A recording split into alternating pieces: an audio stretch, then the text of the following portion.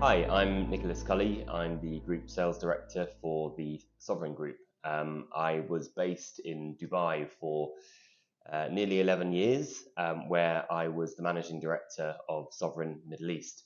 I'm currently based in Zug, Switzerland, but I still oversee the Middle East region, and I guess one of the two reasons why this acquisition came about.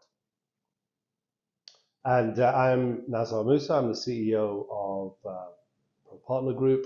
Um, and for a couple of years prior to the acquisition, I was obviously the CEO and worked with Nick on the acquisition. And it's been a year. It's been about a year now. So we thought it would be a good idea to have a conversation about how we think it's gone. It's gone quickly. That's what's happened. Very quickly. Yeah. Sovereign has for quite some years been in the business of acquiring smaller either books of business or businesses themselves within our sector.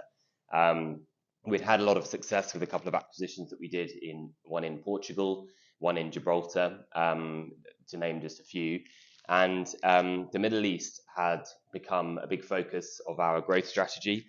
And as the managing director, I was tasked with trying to find some acquisition targets that we could go and look at in the market, whether it be in Dubai, Abu Dhabi, Saudi, uh, basically anywhere in the GCC. So I sort of tried to get the team and myself trying to get the message out to the competition, to friends, to whoever, really, to just let people know and get the word out that we were looking to acquire and that we were trying to grow through acquisition. We'd done a good job of growing organically. We were 40 staff, but we wanted to grow and get bigger. So that's where Naz and I met. I was at a dinner party, and one of my friends, who's also a lawyer, asked me how work was going, and I mentioned that we're looking to acquire businesses, etc., etc. Probably very boring dinner party chat, but he said, "I've got a very good friend who's just been made CEO of one of your competitors." So that obviously sparked my interest, and I had a few ideas in my head as to who that might be in terms of the company. And Did you then think it was BBG? PPG was kind of in my mind. There were sort of four or five that I thought it could Right. be, but then we met for coffee probably a Yeah. week later. Yeah, middle of January. Yeah, 21. January 20, no, yeah, Yeah, January 21, 21. just Yeah, before I left Dubai. Yeah. yeah. So January 21 we met. You were still in Dubai at the time. We had a coffee at the JW Marriott, I guess. Yep. And I had just been made CEO by the founder, Jane, and Jim was a shareholder as well, but she was the Yep. majority shareholder. You had a flat white. I had a latte. Oh, the flat white. Yeah, that was right. Yeah, yeah, yeah. Yeah. They gave us those nice biscuits. Um, yeah, that was. Oh my God, it's 18 months now. 2 years. 2 years almost. Yeah. So I mean, this was it. Two year and a The, half. the original conversation. Neither of us had you know, neither of us was the owner of the company. So we had the initial conversations, and I think you went away to the founder, Jane Ashford, the founder of PPG, and majority shareholder at the time, and said, I think I've found a company that might want to buy you. Are you Mm, interested? And yeah. that was how the conversation started, right? Yeah, and it wasn't immediate. It was definitely a good month later before I spoke to Jane or to the other directors. Jane, I think, was interested in entering retirement, but trying to find a business that fitted the culture of PPG and that would be able to sort of allow her to enter retirement, safe in the knowledge that her team was secure, that the business that she'd grown was secure, was going to be quite difficult. So it was very fortunate that our mutual friend introduced us, because quickly it became clear that there would be a fit. There was still, as you know, there was still a long way to go before we could get it across the line. But we We did. had a couple of false starts as well because I Yeah. mean, Sovereign took some time to get themselves through all the due diligence, the KYC, obviously the stuff that you have to do if you want to acquire a company. And by the time we sort of came back and with our offer, PPG had a very good quarter or two Yeah. quarters in terms of revenue. So obviously the price was up for negotiation again. So we had a couple of false starts. Our CEO, Jerry Kelly, met with Jane in Spain, where he was based at the time and where she was on holiday. And anyway, so to cut a long story short, we got there in the end, and we officially acquired PPG in May 2022. Yeah, the nature of these deals, especially founder-led deals, is that there's a lot of emotion. It's much less emotive. Me and you weren't the owners, and therefore we could have very open and honest conversations with less emotion than the founders who've worked so hard to get the business to where it is, and then who want to just stop, right? Want to enter retirement. I think Jane was in her 60s and really deserved to retire. So, and the drama went on till the very last minute. But look, it got through. It was definitely the right sale for Jane, and I'm still convinced it was definitely the right acquisition for Sovereign. And the last 12 months has been positive. I think so. Yeah, agreed. I mean, it's gone really quickly. The first year has gone incredibly quickly, and I think we had some ideas around how long it would take to integrate, sort of physically, as in getting to the same office, and then how long it would take to integrate the businesses into one business, one P&L, one management team. But there was nothing in my head that thought we could do that within 6 months, an office within 12 I think our original discussions were that we would leave, PPG would remain in their current office, which was in Business Bay. We're in Trade Centre. And I think that was the original idea. You guys would stay there. We would remain in the H Hotel. And 2, maybe 3 years later, we would be in the same office. Yeah. Or maybe once your 2-year lease had run out, then we would look to have merge offices, depending on where we sort of all were in terms of headcount. But I think you pointed out very early on that there's no earthly point in paying 2 rents 2 kilometers apart when we are the same company, 2 brands but same company, and here in the H Hotel we had plenty of space. Yeah. And also after COVID, we're just much more used to people working from home and having flexi desks rather than. And we managed to find a clause, I think, in our old office that allowed us to call notice a little bit earlier. But the other thing, I mean, the one thing that I'd never done one of these before. This is the first acquisition I've ever been involved in. And so I was sort of slightly overwhelmed at the beginning of the process as to just how many things there are to think about, because I was only thinking about, the valuation of the company, what that's going to bring to the wider Sovereign group and people, cultures, etc., savings we might be able to make in things like office rent. But then, the project managers came in to help us run the project from A to Z. And there was sort of this incredibly long list of all the different checks that we had to go through, not just to do with KYC, but all the IT, the servers, getting everybody using the same domain and all of this stuff, insurance, just things that I hadn't really considered. It's not our job to consider that. Our job was to get the deal done. Exactly. But then everyone else sort of took over, and we moved in within 6 months, right? Yeah. I guess January, maybe 7 months after acquisition, we moved into one office. And then for me, I was still thinking this was going to be 2 businesses. But within weeks, you could see that if you share the same geography, you can have 2 brands, but you can't have 2 real businesses in the same group that do similar things to each other. I think you just mentioned the brands there. And I think one question people have asked, both within our company, our wider company, but also clients, why are you keeping the 2 brands? And I think, I don't know what your view on this is, but my view was always just that on the onshore side, which is what PPG is well known for in its wider group in the Middle East, Qatar, Dubai, Saudi, Oman, they are known for doing the onshore work, which adds all the other services, visas, PRO service, etc. Sovereign started, we set up that department probably at about the same time that PPG was founded. But because we had all of these other products, we had, the offshore, the client accounting, 21 offices worldwide. It wasn't our focus. It was one of the many products that we had. So we felt that PPG was always known for sort of excellence at an operational level for their clients. And that was something that we had pitched against PPG as well. We'd been pitching to law firms for business from their clients. And often, we won a few, but we'd lose out. Those that we lost out to tended to be to PPG. So we were sort of like, well, if we take PPG off the map in terms of we own them and then their brand remains, they've got the strong brand, law firms know them, then, whether PPG wins or Sovereign wins, the 2 brands, it's within it's the same owner. So I think that sort of differentiation in product also made the deal make more sense, right? It's accretive to the business. It was the majority of the stuff you did wasn't the majority of the stuff that PPG did, and therefore it was a really good, healthy bolt on. The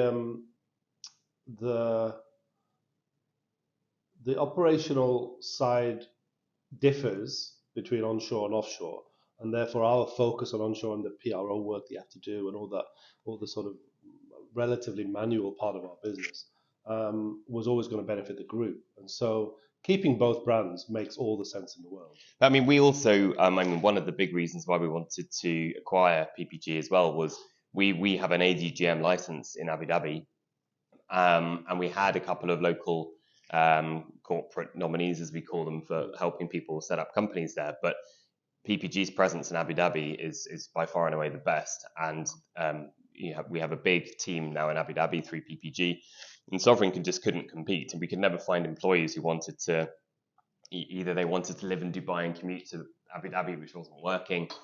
So our concentration really was solely on the ADGM SPV, and PPG was on the onshore without so much focus on the ADGM SPV. So that's been really good because now we have a proper entity in Abu Dhabi to service the rest of the Sovereign Group.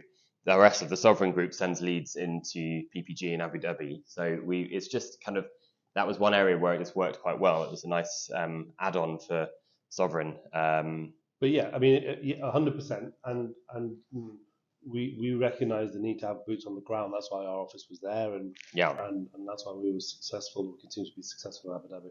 I think moving into one office in Dubai quickly highlighted for me the need to run one business in Dubai or the UAE wider, and so therefore be able to progress that within 12 months of acquisition is remarkable. Actually, it's absolutely remarkable to be able to get to one P&L, one management team, and one outlook for both. The Sovereign Group in the UAE is the fastest. I've been involved in a number of acquisitions. This is the fastest it's happened, and I think that's because both parties wanted it to happen. I also think it's because there isn't really that much competition between the teams, and therefore everything can be done together. I think the way we did it as well, moving PPG staff into the Sovereign office, well now the Sovereign PPG office, but moving PPG staff here before we had merged the businesses, I think helped, because we obviously did that January this year, right? 1st of February, I think PPG staff were all located in the same office as Sovereign staff. Sovereign's financial year end is the end of May, and we always said, well, not always, from this year we said that from the 1st of June we will have merged businesses in terms of, from a budgeting point of view, 2 brands, 1 merged business. So we effectively had from February to May to kind of make that happen, which was an awful lot easier with everybody sat in the same office. And I think the feedback we've had from both sides, from PPG staff and Sovereign staff, is that the cultures have been, we have all the guys off playing cricket together, there've been socials for the ops team, etc. We've got it seems that people have already kind of bonded and formed friendships. Obviously, there's a few cultural differences. There's a few things that both companies do different from one another. A couple of people who, we've had to sort of help or guide through, how their role might slightly change. But by and large, there's been nothing major as far as I'm concerned. So what's next? What's next in the UAE? What's next? I think, to be honest, more of the same, really. I don't think there's anything that Sovereign was doing or PPG was doing that needed a big fix or a big change. I think we're both learning from each other. Some things PPG did much better, some things Sovereign did much better. But, it wasn't a business we were going to acquire if we had when we'd looked inside, under the bonnet, if we'd found all sorts of problems, because a lot of these problems are just unfixable. There were none of those. It was just things that we wanted to develop. One of the examples is client accounting, for example. PPG used to outsource their client accounting to a third party. Sovereign does it in-house. So that was an area where we felt that we could help the PPG sales and operational teams really market more to their existing clients. But also because PPG was a regional Middle East business, whereas Sovereign is a global business, there's obviously an awful lot of opportunities there where perhaps in the past PPG, if a client said, well, I need to set up something in Singapore, PPG would have just passed it on to someone they might have known in Singapore, whereas now it would automatically go through to Sovereign Singapore. So there's opportunities there. I think more regionally, what's next, as far as I can see, is the biggest opportunity in this region is in Saudi Arabia. Yeah, When we looked to acquire PPG, we saw that PPG already had a presence in Saudi Arabia. Sovereign had a few false starts in Saudi, trying different options. It's not the easiest place to set up initially. So I suppose we then piggybacked a little bit off PPG, who already had their license there. yeah. And we've Um, changed all that now, haven't we? We've changed the yeah. license, but you guys had let's call it a false start there. We had just started the process, Mm. and I think we just paused it during the conversations me and you were having. I want to just go back to the part of a wider group. I think that's really important for product and sales and everything else, but it's actually even more important for the PPG employees. They were part of a small business, Mm-hmm. right, with an office in Dubai, one in Abu Dhabi, one in Qatar, and really that curtailed or it put a limit on the opportunity for them. Now, as part of a bigger business, any one of our employees in any part of the business could realistically plot a path for their life and their career that takes them to Asia or to Mauritius or to South Africa or to Europe, which is something that just wouldn't happen in a small organization. And I'm beginning to see the first opportunities in some of our team, our PPG team.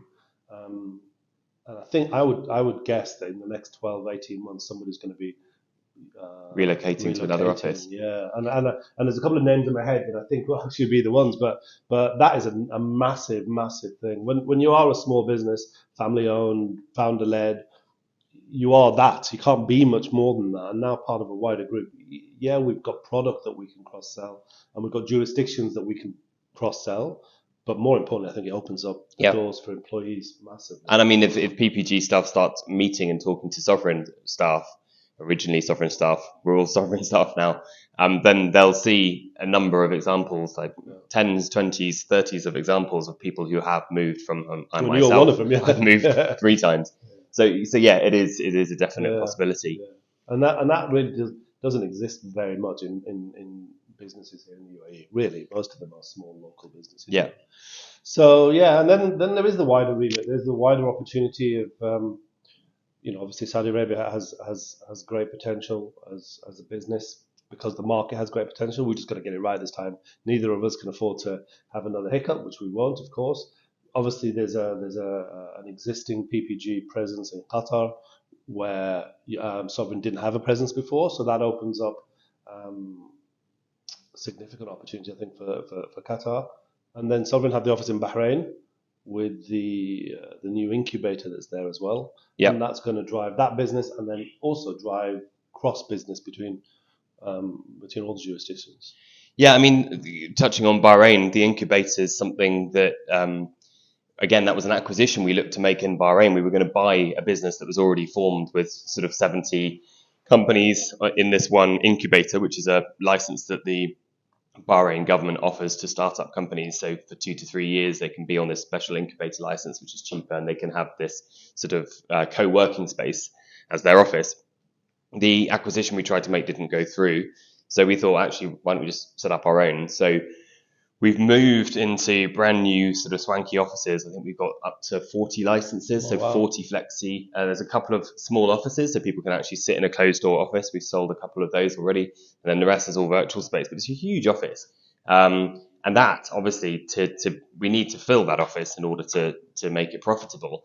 So a lot of that will come from Saudi, but also a lot of that can come from the rest of the group and from the PPG team as well, because obviously PPG didn't have a presence before in Bahrain. And then the other thing is obviously Bahrain and Qatar still can't fly between them, or maybe you can now, but you certainly couldn't for a while because of the embargoes. But now Qatar is sort of back, I suppose, in the good books, and you can now travel more easily. And Qatar, for Sovereign at least, is a pretty new market. We've gone in there before, but again, PPG kind of had the market there and still does. So Bahrain, Qatar, Saudi, between them can do a lot with each other.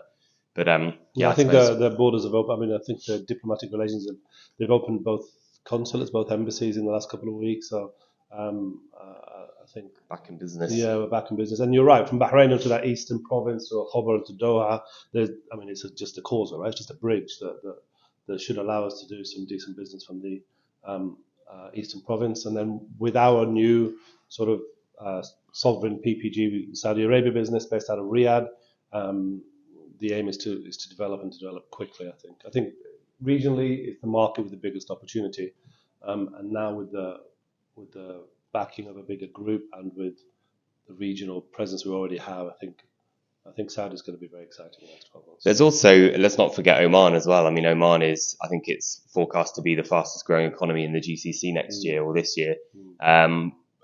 Qatar and Oman were two offices that Sovereign didn't have a presence in. Obviously, we overlapped in Saudi, Dubai, and Abu Dhabi, but Oman, a lot of people don't really know much about Oman. It's a lot smaller in terms of the size of the economy, the size of the population than, say, Saudi or even the UAE. But good big opportunities, and PPG has a presence there and has been getting business. And they have new free zones there, they have new ports there as well, and there is much more opportunity than there was. I mean, during COVID, for 2 years, Oman just completely closed its doors. There was no opportunity. Now there's a really good bounce back there. So I mean, it's never going to be. I don't think it's ever going to be our. It's not going to be as big an opportunity as, say, Saudi Arabia, but Oman is of interest. So the marketing efforts will see leads going into all of these different countries. But going back to kind of one of the original points, because we've now merged the offices, rather than having a marketing department for PPG and a marketing department for Sovereign, rather than having two separate sales teams, two separate compliance teams, all of that has now merged, which just obviously there will be some cost savings along the line and just in terms of people working smarter because they're communicating. But you can market two brands, I would have thought, and I'm seeing evidence of it already pretty easily if everybody's communicating with each other. And if you've got one marketing team who are all having regular meetings, it's just the whole thing is just going to be more seamless, I think. Of course, yeah.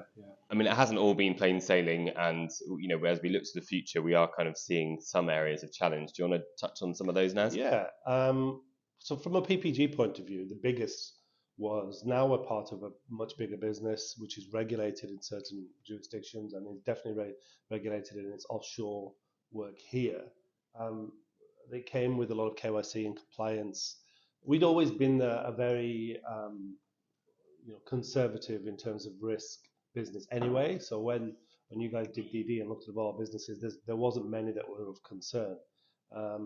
But when you have to kind of document that process instead of just doing it by gut feel, when you have to go through a KYC process and a compliance check before you are able to drive revenue, that was a challenge. With our BD team, I mean, it is a process, you have to do it, but it was our BD team who were used to, get a deal, sign a prop, get some invoice out, go and do the next one. This took a moment to get through, and we actually. I remember the meeting myself and Jim had where we just basically said, all right, let's own it, let's control it, right? So we got Jennifer on board, we got our own sort of client coordinator to take the pain away from the BD who does that work for them and lets the BD team just sell. And from that, we moved our compliance from 15 days per client to where we are today, which is 1 day per client. So all of that process we've got through it, but I've got to say there was some interesting BD conversations. BD people are the most difficult to manage at the best of times, but when you give them admin as well, but we got through it. We got through it by just saying, okay, let's just own the process. But I think that's why the sales team, to be honest, has been the last department that we have merged. And that's only really just happened because two different sales cultures, two different ways of remunerating. It's very hard to kind of merge that immediately. So we had to sort of see how this was going to play out.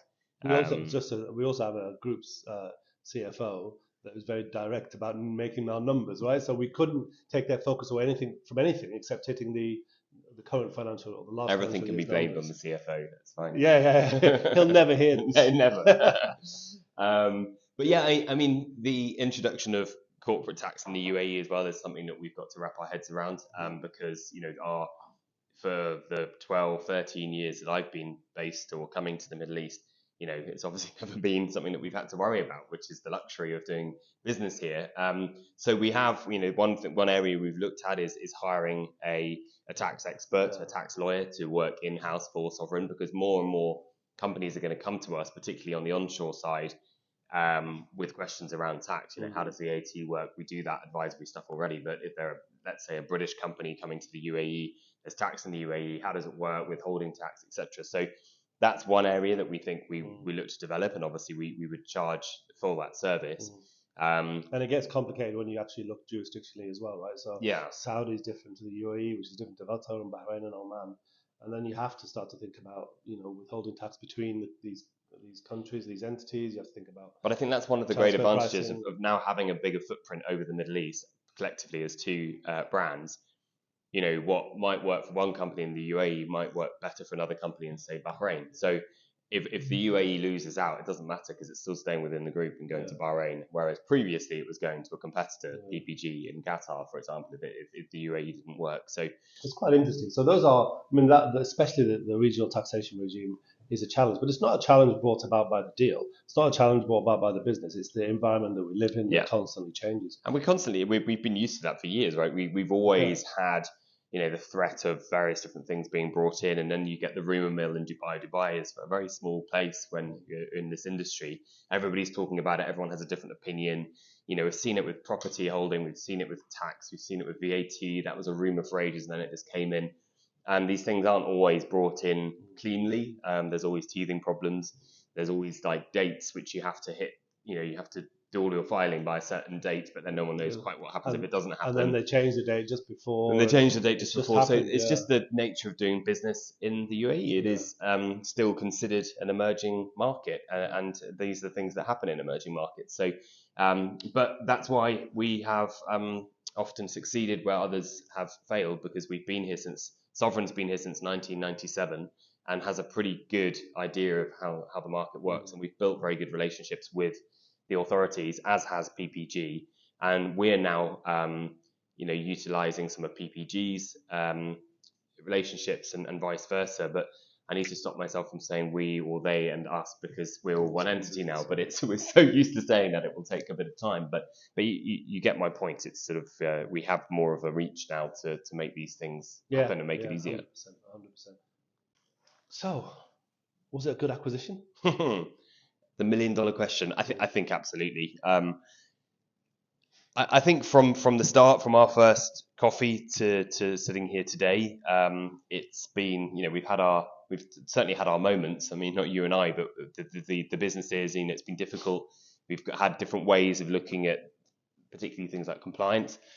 But I think, Sovereign had recently done one of these in Gibraltar. So I was lucky in kind of leading this one together with Simon, the MD of Sovereign, that we had already kind of, we had a blueprint, if you like, from Gibraltar to follow. So they did all the hard work. They sort of went into the unknown, and we had the kind of checklist, if you like, already. Brought a project manager in right early on rather than at the end, which really helped sort of keep things going and allow people to do their day job.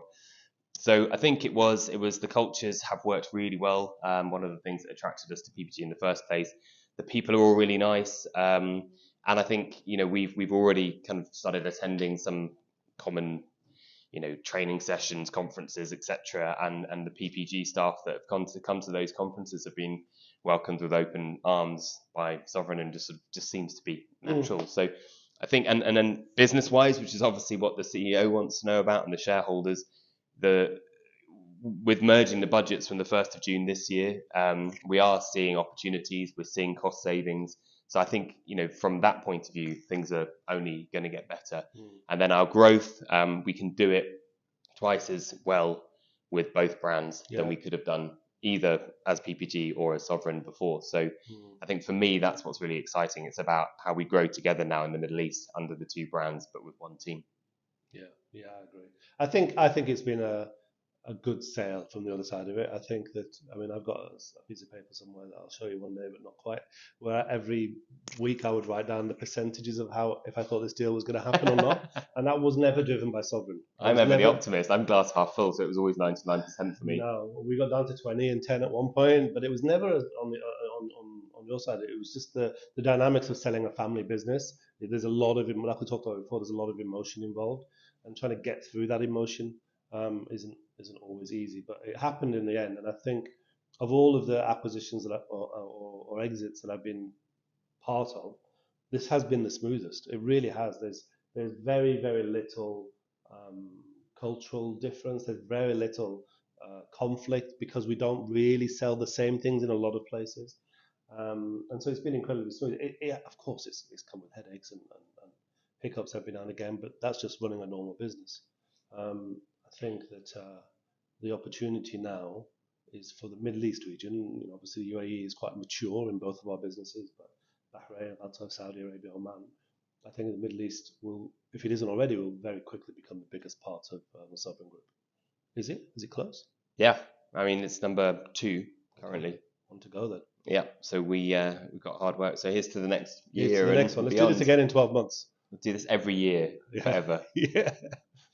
And we can play the bloopers at the Christmas party.